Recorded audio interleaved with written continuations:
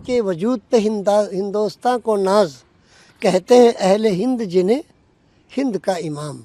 आज लोगों को रामचंद्र जी की हवा भी नहीं लगी है। निरंतर परंपरा जो सीधे स्वर्ग से आसमान से पृथ्वी पर आया, उसी को कहते हैं सनातन। जो आदिकाल से अनादिकाल तक बाकी रहे, उसी का नाम है सनातन।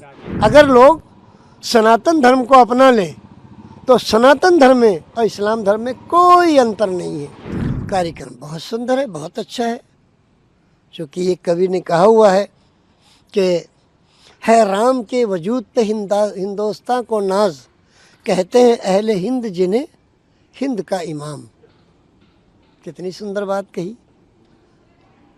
रामचंद्र जी की जीवनी और आप का सरल स्वभाव और आपकी हर चीज़ इतनी सुंदर थी कि उसको अपनाना जो राम में आस्था रखता है उसके लिए ज़रूरी है और बहुत कंपलसरी है।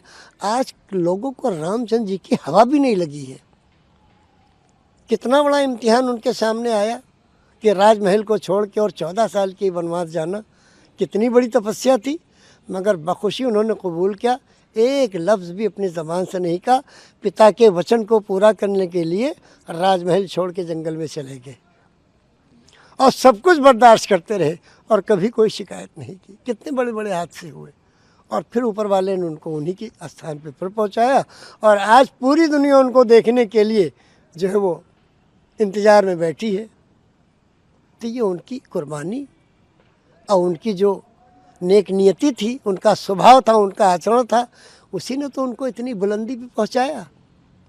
आपने श्री राम की बात करी और आप कहते हैं कि आपने सभी वेद पुराण और सभी धार्मिक किताबों का पढ़ाई करी, उसका विश्लेषण किया। तो क्या और भी धर्म जो है उसमें भी राम का जिक्र है या कैसे और भी जगह पर आपने जो पढ़ा? और धर्मों में राम को किस रूप में दर्शाया गया ये बहुत ज़्यादा हमें डिटेल तो नहीं मालूम, मगर हमारी जहाँ तक पहुँच थी, जहाँ तक हमने वो किया कि मर्यादा पुरुषोत्तम श्री रामचंद्र जी के जो पिता थे वो भी अधर्मी नहीं थे। राजा दशरथ वो भी किसी धर्म का पालन करते थे और राम तो उनके पुत्र हैं।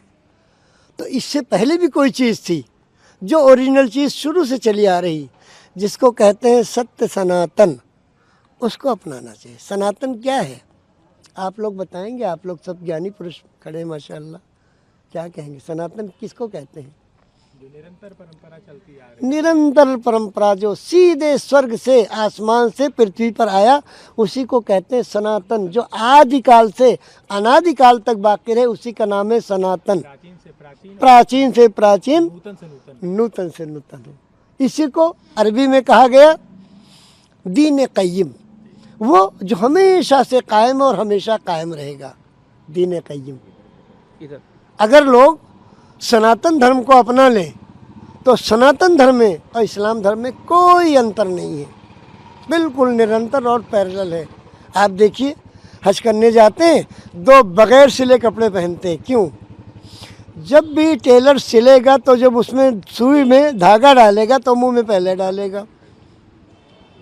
इसलिए प्राचीन काल से चला रहा है। जो भी धार्मिक लोग धर्म की पावन स्थलों का दर्शन करने जाएंगे, वो दो, एक नीचे लुंगी बांध लेंगे बगैर सिलावा, एक ऊपर से चादर, ये दो सच सुंदर कपड़े पहनेंगे।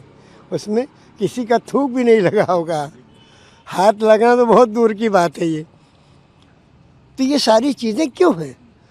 अभी तो मक्का में जाते हैं, दो चादरें होते, एक नीचे बांधते हैं, एक ऊपर ओढ़ते हैं। ये अद्भुत परंपरा सनातन की, ये सनातन ही की है।